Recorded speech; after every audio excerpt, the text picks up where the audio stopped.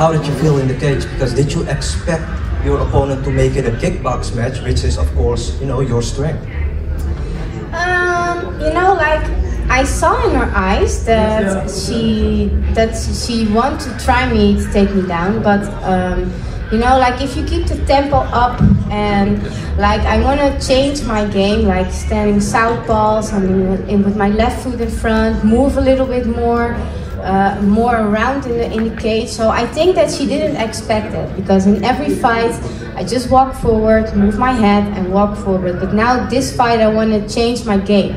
So I saw that she not expecting that, and that's why I think that she was surprised of my stand up, and that's why she doesn't have to have enough confidence to take me down then. You're with a new team, you look rejuvenated, you were moving, switching stances. How did it feel, you know, your first fight with this new team? Really, really good.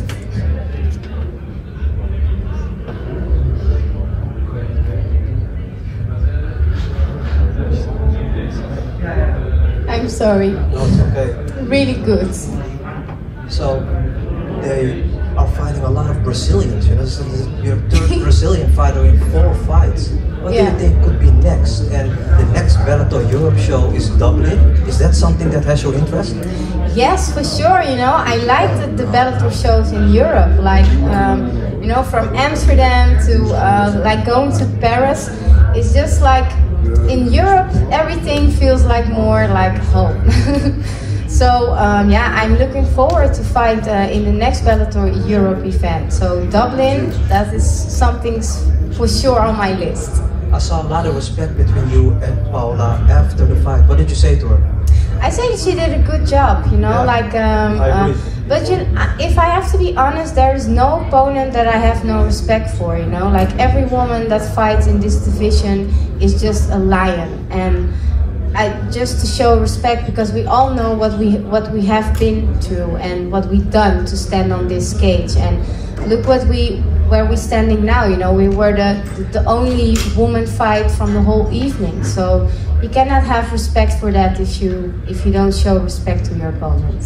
I agree with that, and you know, you had to defend your spot in the rankings now. You're pretty high ranked, but you had to defend it now. What do you think could be next? Again, lower rank, or do you think it's maybe time to, you know, fight upwards again? You know, if I now focus, I have no injuries. I'm back. I'm back in that winning streak, and I'm back to climb myself up to the top. I've been through a really hard time, and for every fighter, you know, you're in a very dark place, and to fight yourself out of that dark place, that is really, really hard, and that's what I did. And look where I'm standing now, here with a winning on my name, and now I'm in the winning streak again, and climb myself up in the ranking and climb myself up to the next title challenger and be the next Bellator MMA champion. Yes! So we have video land over there. There's 3 Dutch fighters on this card. When do you think Bellator is going to come to Amsterdam, and why would this mean so much to you, Denise? Oh, I really hope that Bellator comes to Amsterdam, because, you know, look, today 3 of us are fighting on this card, and I know for sure Holland is waiting for Bellator, you know.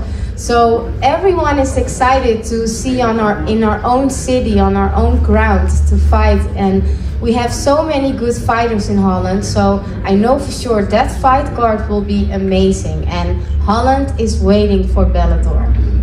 Last question for me, Denise. How's your relationship with Scott Coker? Because he always talks highly about you, you know, when asked the question. What's your relationship with him, and how happy are you to be here at Bellator? You know, like, Scott, he's just like the father from Bellator, and he's just a legend what he already do for us as fighters. And you know, I came in Bellator with Bellator Kickboxing, and what he did for Bellator Kickboxing on that platform and give me that platform, I will always be thankful for him what he does for me. And then after Bellator Kickboxing, now fighting in the Bellator MMA cage, this is just Scott is just a legend, and I'm just really happy to fight under his flag, Bellator MMA. Congrats. Thank you, thank you. Hello. Good evening, Isabelle. Hi. Hi, from InfoSport 75. First of all, Denise, congratulations for your victory. And my first question is, you said you changed your plan. So when you decided, when did you decide to change your plan? At what moment? And my second question is, as a woman, what's your message to the other girls who want to do MMA? So what message you can give her? Okay, well, the first question is, you know, like I have now a really good wrestle coach, Kocha, and we really work a lot, and we work really hard. And for him it was also like a challenge to train me, because I'm normally a kickboxer, and to train a kickboxer on a wrestle game is just like an accomplishment already. So yeah, my new coach, Kocha, we work so hard, and that's why we changed the game, and to be unexpected and unpredictable. And that's exactly what we did tonight, you know, like my fight game, I want to be unpredictable, and I want to climb myself up to the top again. And that's exactly what I'm going to do with this new team. I will climb myself up to the top.